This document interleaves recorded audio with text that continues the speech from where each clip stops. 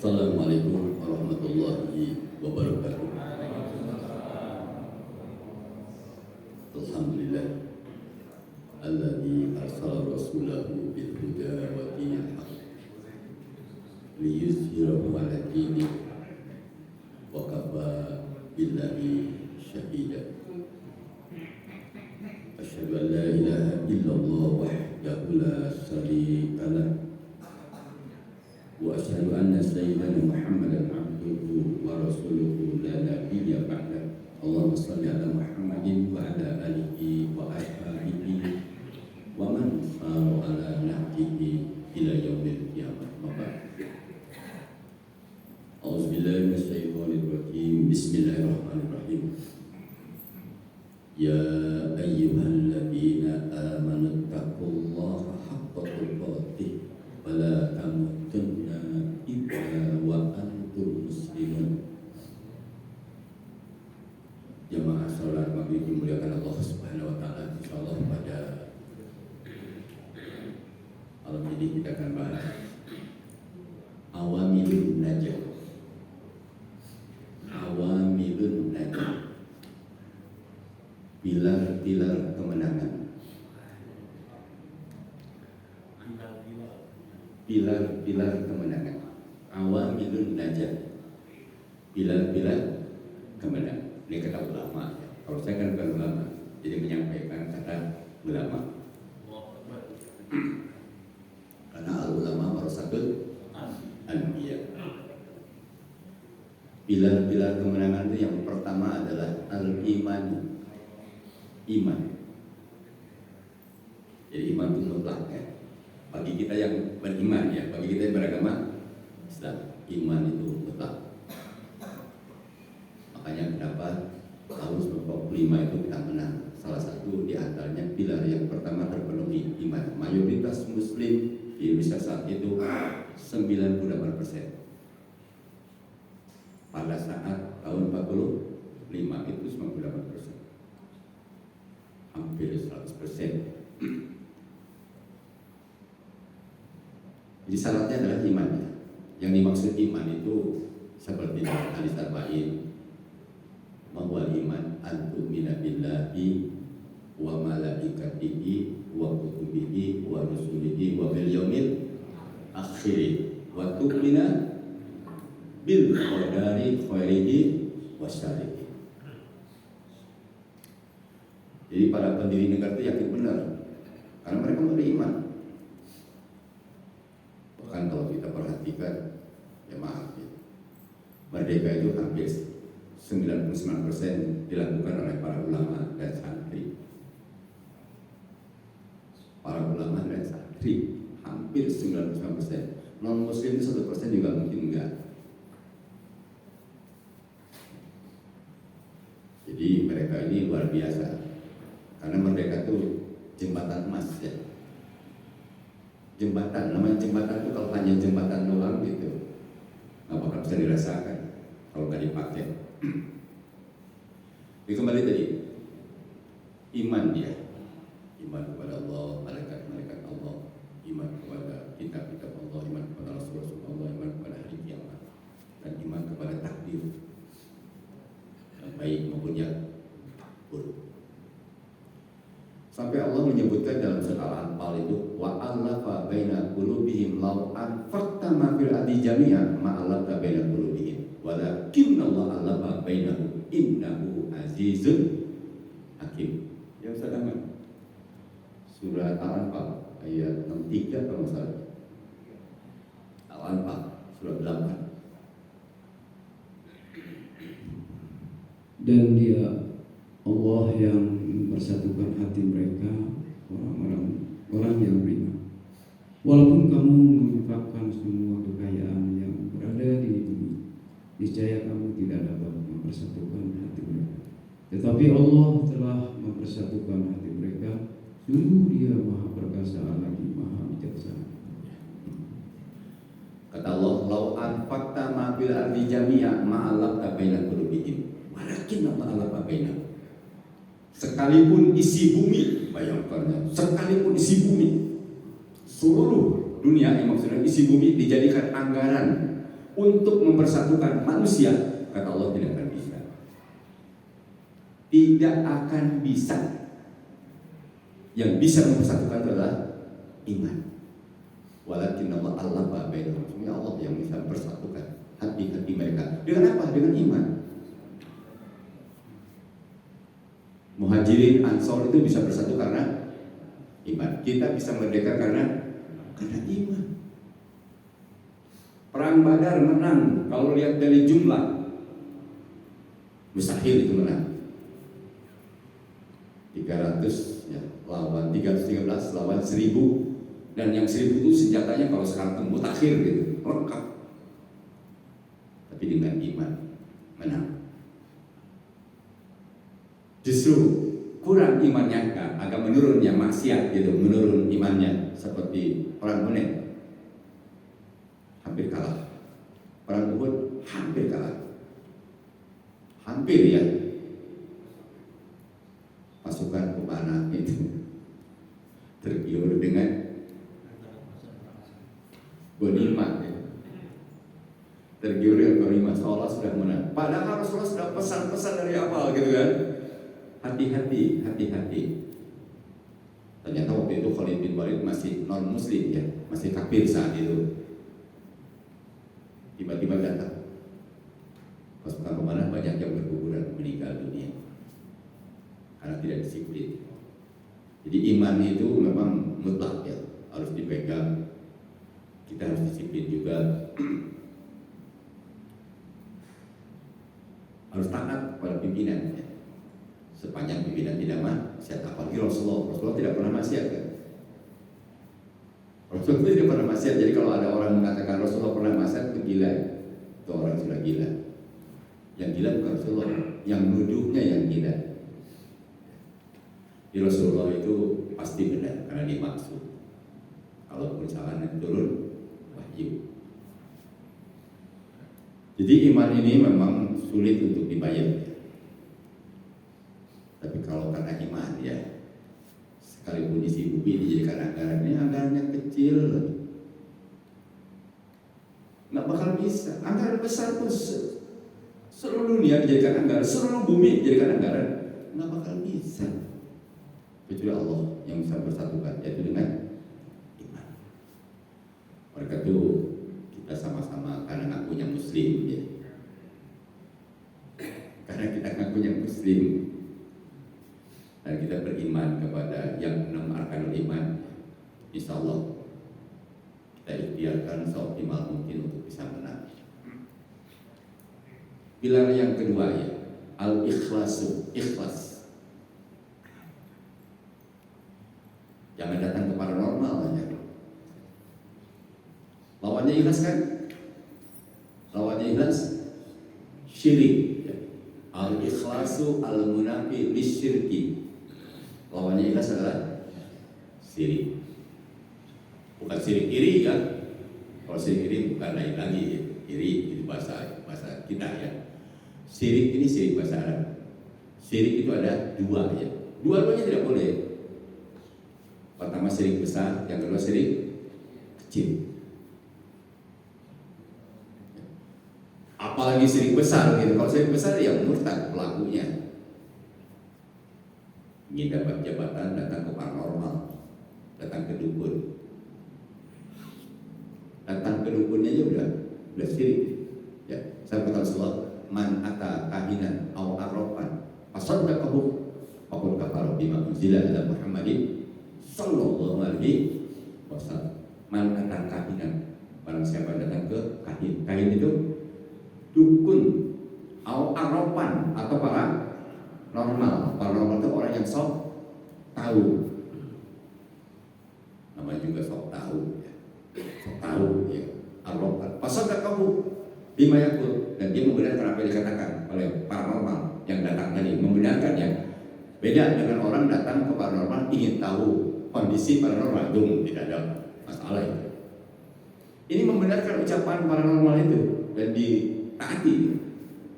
Faqad kafara bima unzila ala Muhammadin sallallahu alaihi wasallam, maka dia telah kufur kepada apa yang telah disampaikan Rasulullah Muhammad sallallahu alaihi wasallam. Summa nauzubillah min dari Jangankan syirik besar, syirik kecil saja, ria.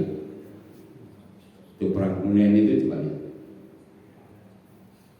Merasa besar gitu jumlahnya. Dulu aja waktu sedikit dia menang, apalagi sekarang jumlahnya banyak. Ternyata hampir kalah. Perang Hunain kan hampir kalah. Tapi akhirnya menang juga karena Rasulullah menyampaikan walau ajabatum kasratukum, jadi mereka ajib itu kagum dengan jumlah yang banyak. Makanya hati-hati, kita jangan merasa ada jumlah yang banyak pasti menang. Padahal kita mayoritas di Indonesia ini Muslim gitu ya. Tapi kenyataannya kalah dulu. Padahal yang namanya Turki yang tadinya sekuler saja gitu ya, sekulernya udah lama. Dari 1924 bayangkan berapa tahun? 100 tahun ya, hampir ya, 90 tahun lebih. Itu sekulernya udah lama, sangat lama. Orang pakai jilbab ya dilarang. Kita mah sudah dibolehkan gitu. Sudah lama kita dibolehkan. Itu bisa menang. Mereka ikhlas luar biasa walaupun baru gitu ya. Semangat dengan sejarahnya, sejarah Turkinya gitu. Karena Turki pernah jadi negara adidaya. Turki Utsmani 1924 itu. Nah itu di ujungnya kenapa gagal gitu bisa jatuh ke tangan orang-orang kafir, banyak maksiat. Jadi ikhlas itu penting ya. Makanya mudah-mudahan calon-calon pemimpin terutama ya harus ikhlas. Kalau yang milihnya mah maaf ya, orang kafir pun boleh milih mah.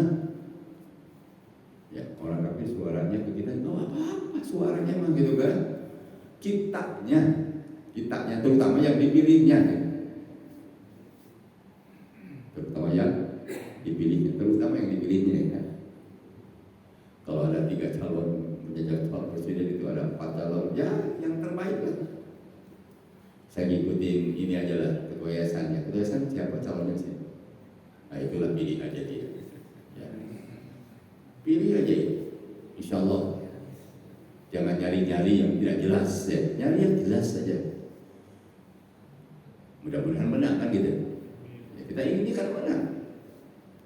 Tapi jangan suka datang. Kan dia tidak pernah datang ke dukun beliau. Kalau yang lain ke dukun itu biasa. Kepada orang itu datang biasa. Minta berkah ke dukun gitu. Kalau mau pemilu baru pakai baju koko, pakai peci hitam, pakai peci putih, pesantren katanya dilarang, tapi kenyataannya yang mereka maksudnya supaya kita jangan gitu. Memang pinter ngebohongnya. Kekuasaan itu kotor kata mereka sendiri doyan kekuasaan, bahkan ingin diperpanjang. Saking doyannya kan gitu. Padahal secara konstitusional hanya dua kali cukup. Siapapun yang jadi pemimpin hanya 2 kali. Karena itu sudah disepakati secara konstitusi. Makanya caranya gimana? Kan rubah dulu konstitusinya kan hampir tapi gagal. Allah yang gagal. Mungkin karena masih banyak orang mukmin yang berdoa pada malam hari supaya rencana mereka ini digagalkan. Tidak sedikit mungkin orang-orang doa apa menangis tengah malam. Bisa saja doanya dikabul. Dengan ikhlasnya mereka berdoa pada Allah, memohon supaya dapat pemimpin yang baik. 78 tahun itu bukan umur muda. 78 itu udah aki-aki banget. Saya aja 71, mau 72 berarti aki, apalagi 78 gitu, aki banget lah. Jadi kalau yang lahir tahun 45, 78 nanti ya. Bahkan kalau pakai Hijriah itu bisa 81. Itu sudah tua banget gitu. Harusnya sudah menikmati gitu, menikmati kemerdekaan. Idealnya begitu. Kita maaf ya, setiap tahun upacaranya hanya begitu-begitu aja. Lomba kerupuk gitu. Seharusnya kan bukan begitu. Seharusnya itu kita bikin perlombaan, hafalan, ya anak-anak yang hafal sekian itu dapat hadiah yang ini kan gitu ya. Terus barang siapa yang tahu tentang Pancasila tanggal 14 Agustus kasih hadiah kan gitu. Bukan 1 Juni. Kita ini kan selalu 1 Juni aja. Padahal Pancasila yang sekarang ini 18 Agustus. Kalau 1 Juni itu belum disepakati. Tanggal 22 Juni aja belum disepakati. Kita mengalah demi toleransi gitu kan. Ada beberapa daerah yang akan menolak dan gitu. Padahal Piagam Jakarta itu tanggal 22 Juni itu hanya melaksanakan syariat Islam bagi pemeluknya. Maksudnya Muslim aja, nggak maksa kepada yang lain. Tapi non Muslim berkeberatan. Para ulama kita itu, para pendiri negara visioner, cepat gitu, tanggap, udahlah ganti aja kalau gitu. Sila pertama ketuhanan yang Maha Esa. Itu kan Allah yang Maha Esa, karena pembukaannya adalah dengan rahmat Allah. Yang dimaksud Tuhan yang Esa adalah Allah. Itu hebatnya ya para ulama, cerdas-cerdas. Sekarang sebetulnya tinggal melaksanakan. Dari mulai Orde Lama, Orde Baru, era reformasi belum ada yang bisa melaksanakan Pancasila dengan benar. Belum, jauh. Kalau itu dilaksanakan dengan baik, insya Allah sila yang kelima itu akan bisa diwujudkan. Tapi kita tidak boleh mencaci masanya. Kita kan mencaci Orde Lama, mencaci Orde Baru, mencaci. Sebetulnya tidak perlu dicaci kalau masa orang-orangnya yang jadi pemimpin di masa itu tidak melaksanakan Pancasila dengan benar. Bayangkan aja dari sila pertama sampai sila kelima nggak ada yang bertentangan dengan Islam. Bahkan hampir semuanya ajaran Islam. Coba sila kedua apa? Kemanusiaan yang adil. Adilnya sendiri bahasa Arab itu. Adab juga bahasa Arab. Itu pengaruh kiai itu besar, itu pengaruh ulama itu. Kalau sila ketiga ya Persatuan Indonesia itu nggak ada, nggak semua orang tahu. Sila keempat coba lihat, kerakyatan. Rakyat itu bahasa Arab. Rohi. Jadi rakyat itu bahasa Arab. Kalau wakil itu bahasa Arab. Makanya ada wakalah kan juga. Wakil itu bahasa Arab. Ya. Musyawarah juga, permusyawaratan bahasa Arab. Mufakat juga bahasa Arab. Itu luar biasa. Maka terakhir keadilan sosial bagi seluruh rakyat Indonesia. Keadilannya itu bahasa Arab. Makanya kata gerung ya. Yang bisa berbuat adil hanya umat Islam. Hanya agama Islam. Kata gerung ya. Kata gerung kan tidak. Karena tidak ditemukan di buku-buku apapun tentang adil itu. Adil itu hanya di Quran hadis itu. Makanya Quran hadis itu wahyu, bukan buatan manusia. Ya.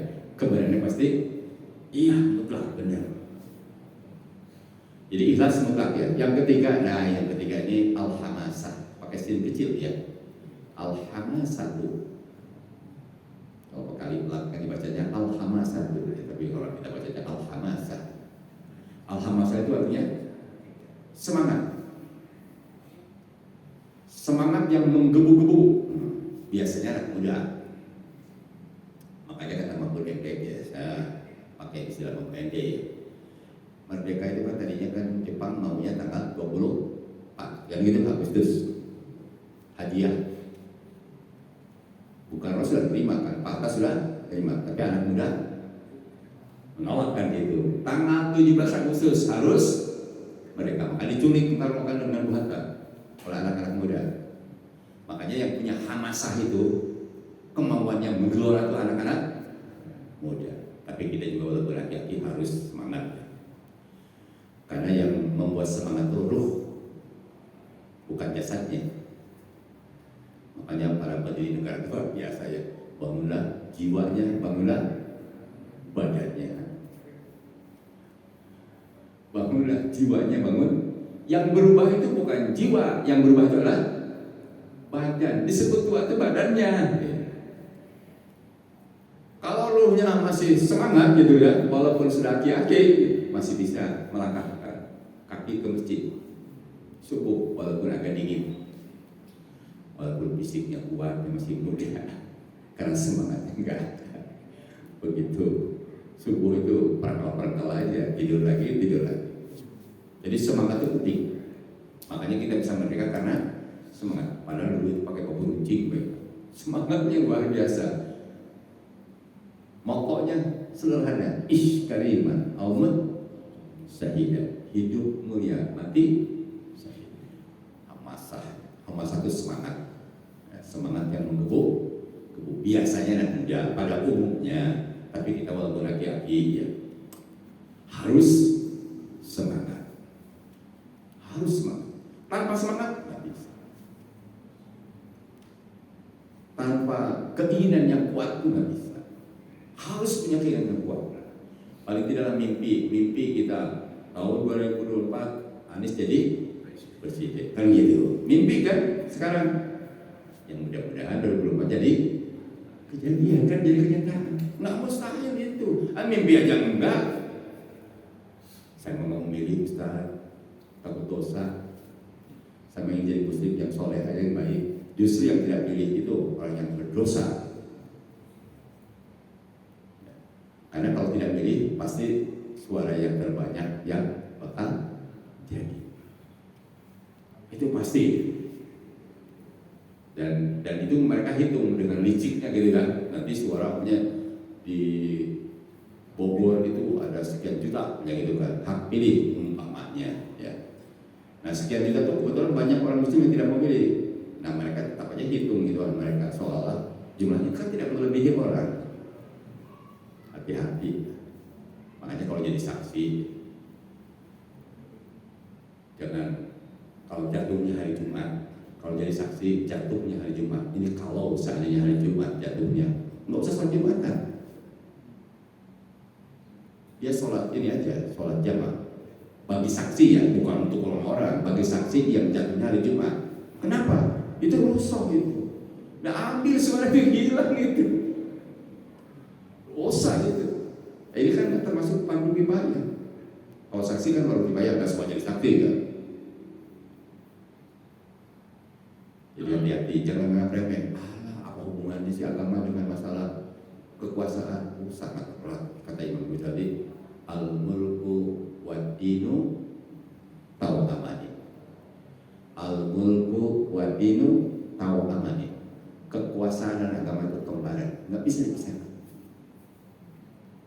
Mereka yang selalu mengatakan agama harus dipisah dengan negara kan gitu, kan nyatanya justru mereka yang tahu tidak bisa dipisahkan gitu. Coba kalau non muslim itu kalau pas pemilu hadir semuanya. Kita kadang-kadang udah biarin aja lah, terserah. Paling begitu aja. Padahal perubahan itu penting. Bagaimana kita mau berubah? Semangatnya nggak ada. Jadi sangat semangat terutama anak muda. Anak-anak muda segini ini umur berapa ini? Hah? Berapa? 15. Oh, belum ini. Yang 17 tahun ke atas tuh hati-hati, jangan tidak milih ya. Harus diajak milih. Ini aki-aki suruh milih. Semangat, ajak semangat. Semangat itu penting. Hamasah itu penting. Makanya jiwa yang kuat idealnya ada pada badan yang kuat. Tapi tidak mesti ya. Tidak mesti jiwa yang kuat ada pada badan yang kuat. Jadi jiwanya dulu yang harus kuat. Tapi badan itu idealnya kuat. Makanya itu adanya pada anak muda. Yang keempat at-tadhiyah. Al-amal wa tadhiyah. Al-amalu wa tadhiyah. Hak kecil. Wa tadhiyah. Wa tadhiyah. Berbuat dan pengorbanan. Tadhiyah itu pengorbanan. Jadi pengorbanan itu penting. Yang namanya berjuang itu pasti mengeluarkan harta, waktu, termasuk kalau perlu jiwa gitu.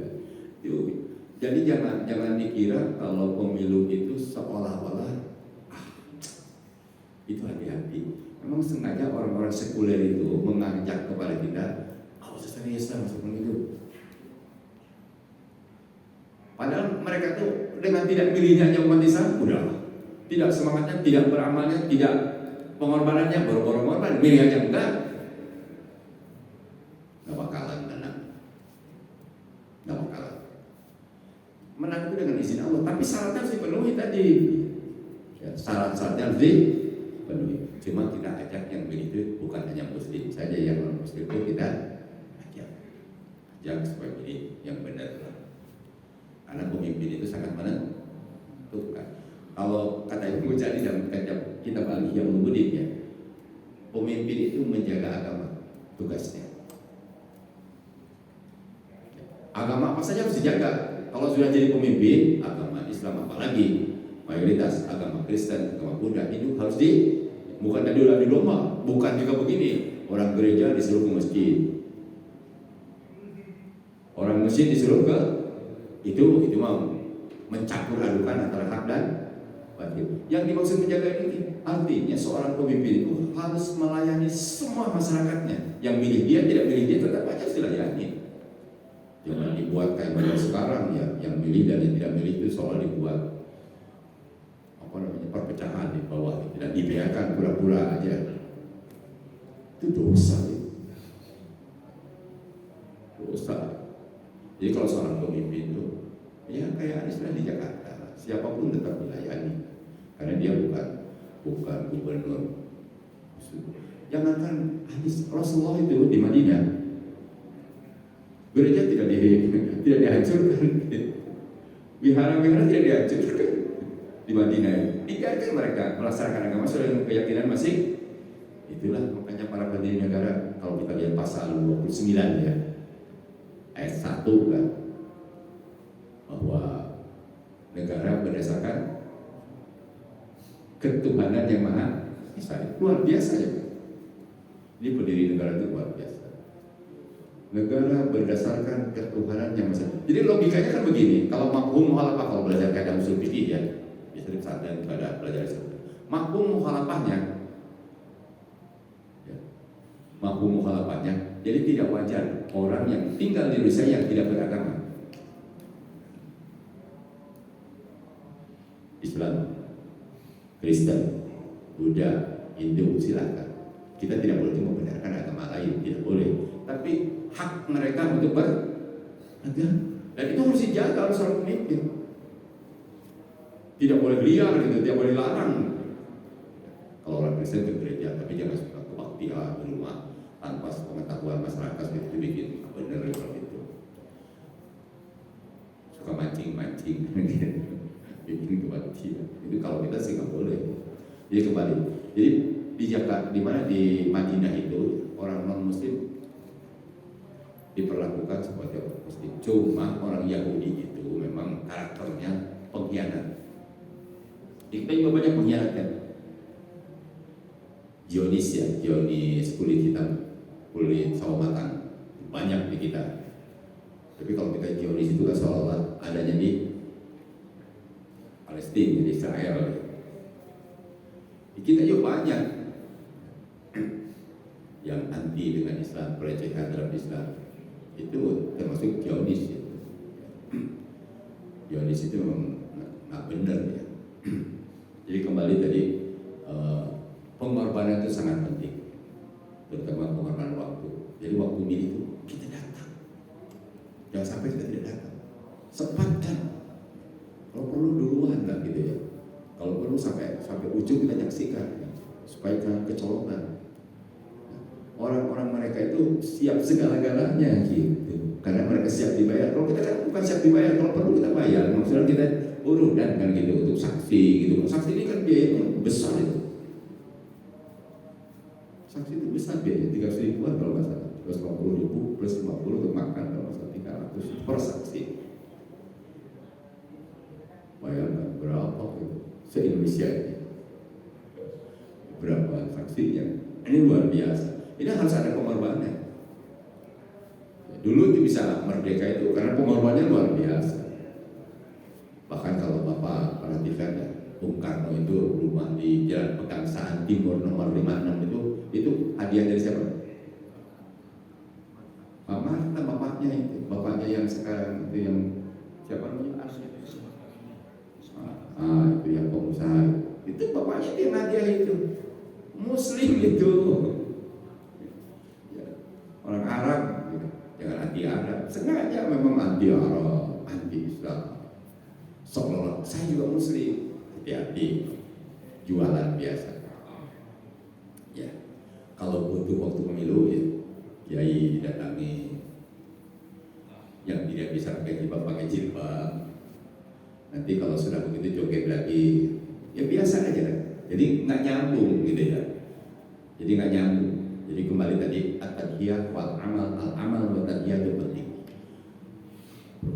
Apa namanya, baik amal, apa tadhiyah itu dengan harta, kalau perlu tadi jiwa pun kita dipertaruhkan untuk memperjuangkan. Karena ini sama dengan perang sebetulnya gitu.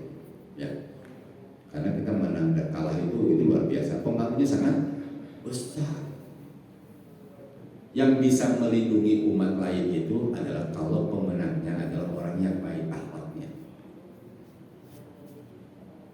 Kalau orang yang tidak baik itu dilomba-lomba terus sampai kapan?